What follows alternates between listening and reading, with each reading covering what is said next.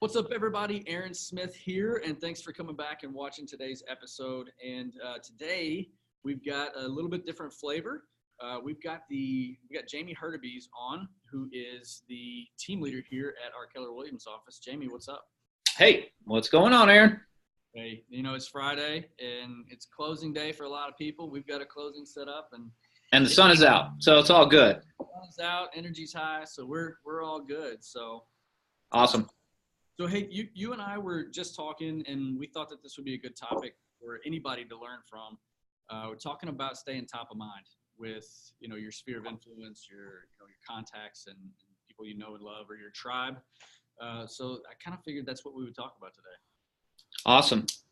Yeah. So when it comes, you've got some different things that you like to talk about when it comes to staying top of mind. What's the first thing that you would recommend to an agent to be the number one agent in their consumer's mind? Well, so I guess there's a lot of things that could that could go a lot of different ways. And I think where the first place that goes to me is, that literally is your business, right? That concept right there, staying top of mind. So I'll ask agents, how many people are in your database? And frequently I'll get answers anywhere from 50 to 5,000. And usually when it's on the higher end like that, I'll kind of redefine what database is, right? Because I think even that has a different, people have different definitions, Yeah, so there's two different ways to look at that, right? Yeah. On one hand, you've got a list of names. That's right. Names and contact information, and then what's the other way that the kind of the right way to look at your database? Well, I don't know if it's the right way. I think it's the most effective way. If we're going to be really honest and say, what is my asset? That is, the database is your asset. That's the business you're building, right? So you don't have brick and mortar. You don't have necessarily inventory of pens, pencils, and you're not like Office Supply or Staples or whatever. You don't have that. You have a database. But the most effective database is one that you can define as every single person in it thinks you when they hear the words real estate or realtor, right? Right. So in an instance where somebody's at the Thanksgiving table or they're at somebody's 40th birthday party or something like that, and somebody says, oh, we're thinking about selling our house, that as soon as they hear house or putting our house on the market or buying a house, your name's the first one that pops into their head, right? Yeah, absolutely. And you and I have talked about this before. It's that idea of brand awareness, so the story goes is we have space in our brain for 2 brands per service or product. It seems to hold true, so if I were to say, toothpaste, right? If I said toothpaste, you're going to have 2 brands of toothpaste. And it's that is what happens. And I think a real estate agent's business is absolutely no different than that. Right? So that if somebody says, do you know a good realtor? You're that person that comes into mind. So just getting down into the nitty gritty here, there are several models to make yourself top of mind. Mm-hmm. Can you talk about those models really quick and so methodologies. Well, I'm saying, tactics, not recreating the wheel, maybe using a system for staying in touch with people. Right. So I can think early on in my first getting licensed, when I saw my college roommate list his house with another real estate agent, right? I was like, I was kind of pissed off. But what I didn't realize is that he knew. Well, I didn't contextualize it that he knew me. He didn't know me as a real estate agent, right? He didn't make that association. Yeah, because you had a brand with him that was college roommate, and which is not conducive to selling houses. Yeah, right. But that's what he associated you with. In my past life, I had a different career. All my friends knew me as the guy who, rented cars for Enterprise Rent-A-Car. So when I jumped into real estate, I had to shift their mind over to, knowing that I'm the real estate expert. And, with the 8x8s and 36 touches that, that we talk about all the time, Yeah. 8x8 is kind of like an accelerated method of getting mind share because you're with them every single week in different ways that kind of hit them from different angles. So can you talk a little bit about the 8x8 and how an agent might use that? Yeah, exactly. And that's right where I was going with it, because if I would have gone, if I were to do that again, meaning getting into real estate, or even today, I've run those all the time, the agents that sort of need to reinvigorate their brand or consolidate their database.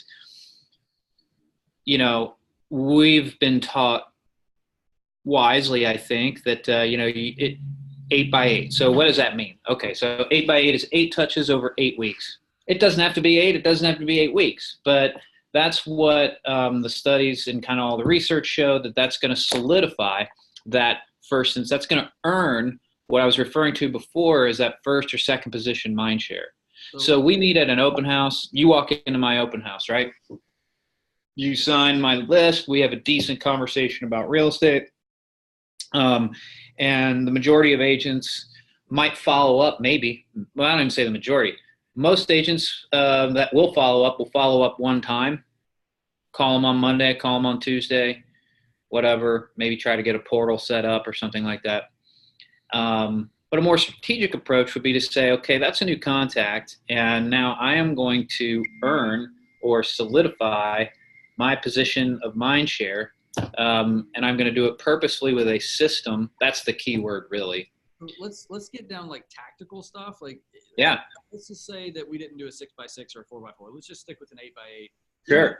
Give me some of the top touches that an agent would use to just. Oh, yeah, good question. That's going to change over time, right? Because as technology evolves and everything else. But I would say, kind of handwritten note is most underutilized tool in real estate. There's always a phone call and a face-to-face phone call or face-to-face, a meeting. You can't get a more solid touch than that. There is email introduction to website. There is an email introduction with your personalized app for their home search. If you're at Keller, you could send them your mortgage app. I don't know if anybody else, I know that we have that. And then, those are the kinds of things. And then anything that you could see relevant to their life. If you can personalize it, Facebook, friend them, send them, message them. But that's going to be, there's a lot of creative ways to do that. Yeah. I mean, there's the social media wise, there's Instagram, LinkedIn, yeah, Facebook, all that Great. stuff. Friend request, that's just a way to show up and say, hey, I'm recognizing you. I'm here in your life. And then I know another thing that on the rolling 8x8 that we typically use, send them a video like, hey. Oh yeah, for sure. Because the video adds depth and rapport and stuff like that. So, but you hit the nail on the head. The most important parts aren't that it's 8 touches. The most important parts aren't that it's 8 weeks. The most important part is that you have a plan that is followed by a system. Yeah, and that's the key, because it's got to be replicatable, and anymore, I believe that has to be highly personalized. So the 8 spam emails, for example, not going to happen. That's not going to do it for you. You're looking for methods, knowing what your mission is there to say, okay, I need to get first, second position mind share. I need to say that person thinks realtor. They can't, whether they wanted to or not, they can't help it. They're going to think me, right? Because I was purposeful over a period of time to bring value, essentially, at its best. I'm bringing value at 8 touches over 8 weeks, or whatever your system dictates. Gotcha.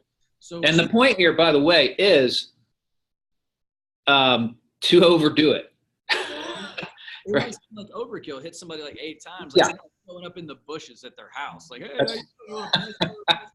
you might do that, actually. I think you could pull that off. Yeah. I can talk my way out of a lot of things. I don't know if I can get away with it. Yeah. So I'm going to fire some questions at you really quick, because I think this is a good subject. When it comes to database, a lot of agents who are either new to the business or outside of our company here, that they don't hear these conversations a lot. Let's say that I've got a database and I want to interact with it. However, let's say only 20 to 30 people are people that I feel comfortable picking up the phone and calling or texting, or would be even appropriate to send a birthday card or a handwritten note. How do I get past that and feel like, okay, I got a list of 200 names here. I haven't talked to half these people in over 5 years. What mindset do I need to adopt, and who do I need to be the person that steps up and grows my business in the right way? That matters. That's a good question, because my first answer is get over it, right? But that's that if it were that easy, it's how do you get over it? And what I think is, if you can, we all know we need to do it. I think where real estate agents get caught up is bringing the value and how to do that, right? How can I do that? I don't want to just spam the person. I don't want to, so we come up with all kinds of things that really have, we come up with pies and delivering pie. But you're talking about, I got 500 people. How do I reestablish my, I think you've got to bring value. And I think one of the most effective ways you can do that is to bring them information. What do you think? Yeah. So I know that we've got the system coming up, and it's getting stronger and stronger and stronger, the command system that we use. And there's a landing page there for every single person in your database, as long as you have an address in there for them. Yeah. So, yeah. And that's back to that highly personalized, really it's an individualized. So what the consumer, go ahead. Let me jump in there really quick, because when we were at family reunion in February, one of the conversations was the reason that Zillow is so popular as a real estate search site is because it gave somebody an insight. Like, it was personalized. They could go look up their house on Zillow, and it says, here's what we think your house is worth, no matter how accurate that is, which usually it's not. But what we realized and what we've adopted is the fact that people care about their house, where they live. And if we can get one-to-one with our sphere of influence, no matter if we haven't talked to them in 5 years or not, we can say, hey, I saw that you live over on Main Street at this address. I created a special page just for you. I know we haven't talked in a long time. I just thought this might be valuable. What do you think? And then it's a touch, right? It doesn't have to be monumental, but it's a touch. It's a start, and you got it. And when I say get over it, what I really mean there is they're not going to hate you for reaching out and trying to bring value. Right? Don't be afraid of that. Yeah. And so when you got to start somewhere, start that feedback loop somewhere. And I think a good place to start is with information about the real estate market, because after all, that's what you do and everybody's interested in it. So, what you were alluding to, I think, is an interesting thing in that people are looking anymore, because they're used to it in other businesses and other industries, as a highly individualized experience. And so where I think every agent needs to be putting their thought process, especially moving forward, because there's a lot of competition out there, just amongst ourselves, and as well as new tools and tech and everything else, is that we have to really examine what our value proposition is. And we need to be thinking of ourselves and our business as Amazon would for its Prime membership, right? So you're in business, and I would say, Aaron, why do I want to be a member? Why do I want to be part of, Aaron Smith Prime? What does that mean? What are the advantages of that? Why would I pay $1 to get that? Why would I, you've got something so powerful that I would pay $9.99 a month to get, right? But I don't have to, because you're just bringing me that value. 100%. And that's why when I'm talking with agents, I think about what can you bring to your tribe, your subscribers, right? Mm-hmm. What can you bring to them that is either educational about themselves, their property, real estate in general, or what is entertaining? And I think people watch HGTV because it's entertaining. They like cute kitchens, and they like hardwood floors, and they like big backyards and stuff like that. So entertain people and educate them. They'll follow you, and then also bring value. Yeah. Yeah. Individualized to them. And like, Right. So it's like you don't go to prime.com or amazon.com. You go to your own page.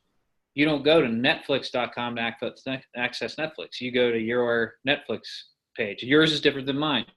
right. The thing is, the keys to the kingdom right now are, or will be, how do you do that at scale? Because that's easy to do for about, you can keep it up for about 150 people is what I've been told in the past, where, that highly individualized experience, like, so how do you do that at scale? How do you do that for, 1,000 people, 2,000 people, 5,000 people? That'll be you crack that code and you're set. Yeah. So switching the conversation a little bit from going like one-to-one with our consumers at scale. Yeah, exactly. Exactly. Like over to agent brand, right? So Mm-hmm. we see agents in the marketplace that have their own logo, they've got their own, all this stuff. And how important is it? Like, I'm not talking about the logo itself or having their own team name or something like that. But how important is it to make sure that agents use themselves as a brand alongside their company? Because I know it has to be equal or greater prominence as far as branding goes, but how important is it that agents understand that they are the brand? Oh, well, I mean, and what you just said is, the equal prominence thing, that's just for your Ohio audience here, right? I mean, it is not that way across the country. So the agent brand is everything. Let me ask you this question. Do you ever hear anyone say, hey, do you know of a good, they got to sell their house, and they say, hey, do you know of a good real estate brokerage? Not anymore. I mean, back 10, 15, 20 years ago, people would say, I need to go sell my house. They would walk into a real estate brokerage. Anymore, they go to a friend or they post on a social forum and say, hey, I'm looking for somebody to help me find a house. Yeah. Or your tribe gets to rain your name down on them and say, you got to call Jamie Hurtubise. He's the best real estate agent in town. That's right. Yeah. They're not saying, oh, yeah, call, so-and-so Real Estate Inc. No, they're saying, I got a guy, I got a girl, I got a person that's awesome. Here, talk to them. Or better yet, they don't even have to ask the question because I'm already in their world. They've already subscribed to my channel, my Prime membership, right? 100%. Yeah. Yeah. I mean, I think the agent brand is everything. It's everything. And I think the brokerage brand is important to a degree, but only to the extent that it doesn't have a negative connotation in the consumer's mind, right? And we could debate on that, or someone could certainly take me to task on that. But I think that if there's a negative connotation, then it matters. But mostly it's neutral. In fact, I would even urge everyone to say, go ahead and ask everyone around you at work, whatever, or your friends that aren't out in real estate, and say, name 2 real estate agents. Hopefully they say you, because you're standing right in front of them, and somebody else, and then ask them who they work for. Ask them, who do you work for, right? That'd be the interesting question. Yeah, and a lot of times you're going to be like, you know what? I don't know. I don't know. It was red. It was blue. It was purple. Something. The feel behind it, but they don't really know. Like, I think it was this. I don't know. Yeah. His magnets on my refrigerator. He sends me a Reds magnet and a Bengals magnet, twice a year, and he's really funny on Facebook. Yeah, exactly. So agent brand is everything, really. I think that it's the most important thing. Gotcha. So, all right. So kind of wrapping up here, just whether we go big picture or we go like zoom in a little bit, when it comes to an agent who is looking for guidance, right? So let's say that you created a business, you've got some sales behind you, and you're looking to take your business to a new level, and then they're hearing this and they're saying, hey, I need to dive into my database. I need to interact more with my sphere. Walk me through that for a second. What would you tell me to do if I'm like, hey man, I got a database? Like, what would be steps 1, 2, and 3 there? Well, first of all, what I would do is I would examine what do you have a database? And back to our first question, one of our first questions is, how many people think you when they hear the word real estate agent? Because that's your database. All the rest of it's a list of names. So if you just have that list of names and you can't confidently say that they think you when they hear the word realtor, then okay, you're going to start there. And that's back to our earlier conversation. Now, that group of people is going to produce a certain result in a given market, right? Okay. So, so if it's 200 people, 500 people, 1,000 people, plop that into any given market, and that's going to produce a certain result at that time. And if that produces the result that you want, you're good to go, right? If it is not producing, so two things can change. One, you don't have enough people in it to produce the result that you want, or you do have enough people, but the market moves on you. Now you have, in both instances, you've got to find new sources. Now, when you say the market move, you're talking about something shifts in the market from going from. Yeah, I'm saying, last year there was 18,000 houses, and this year that sold, and this year there's 14,000. I'm making up numbers, but so yeah, there was a large percentage drop in the amount of the pie shrunk, right? Like there just wasn't enough, but the number of real estate agents didn't change. So your database or your current methods are producing a certain result. Well, the market's going to dictate the volume at which that will be sustainable, right? So you can grow with the market or shrink with the market. All that's fine, but just be conscious of it, because if the market's shrinking and you were doing something that produced a certain result here, but it's not producing that result here because of a market shift or a competitive shift, right? It's not just the market. Then you've got to add a new business source or get more people into that database in some way, shape, or form. So what I hear you saying is not only should you be interacting with your database on a regular basis, but you should always be conscious of, here's what I did, here's the result I got, here's what I did, here's the result I got. So when you start to see the results shrinking, you've got to shift and adapt with the market. Exactly. Look, man, I might wear one pair of shoes when the field is dry and one pair of shoes when the field is wet, right? I need to be aware of the field conditions. I can't count on, I need to be constantly vigilant as to what's happening and what kind of, and that's a purposeful business. So step one, get clarity on the database. Who knows Absolutely. me? Who do I have brand awareness with? Step two, who do I not have brand awareness with? And how do I put them on an 8x8 plan? When you meet them. Yeah, just kind of not out of the blue. That first step of that 8x8 might want to be like, hi.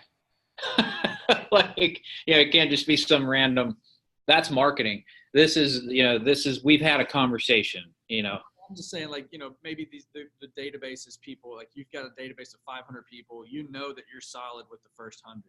The other 400, or my college roommate. Yeah.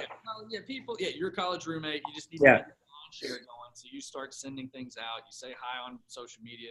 You slowly inch your way into their world, and then now they know that you're in your world, Crest toothpaste or Aquafresh or Colgate or something at the top of the list there. So what would step two be? Okay, you implement the 8x8 on those 400 people, for example. So yeah, and then I would say step two is making sure that you have a system in place that will maintain that mind share over time. So, and that really comes down to what is your prime membership look like? We would call that a 36 touch, or I've heard that that's not enough anymore. And by the way, what that means is 36 touches over the course of 12 months. So, but what is that for you as part of your unique value proposition, and how are you maintaining that over the course of your career? Right? So that I have today 50 Prime members, and now I have 100 Prime members, and now I have 200 Prime members, and that's how I'm growing my business. But I have to it's up to me to bring the value. You've got to want to be a member of my Prime membership. Right. And that's what it's going to take.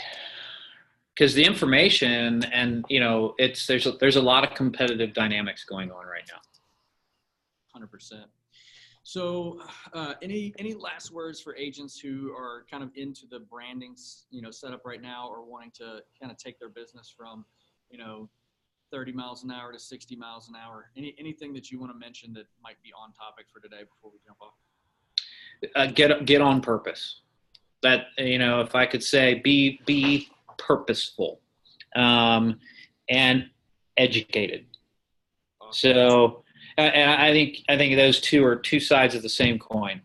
You know, what are you could be purposeful, but complete moron, not know what's going on.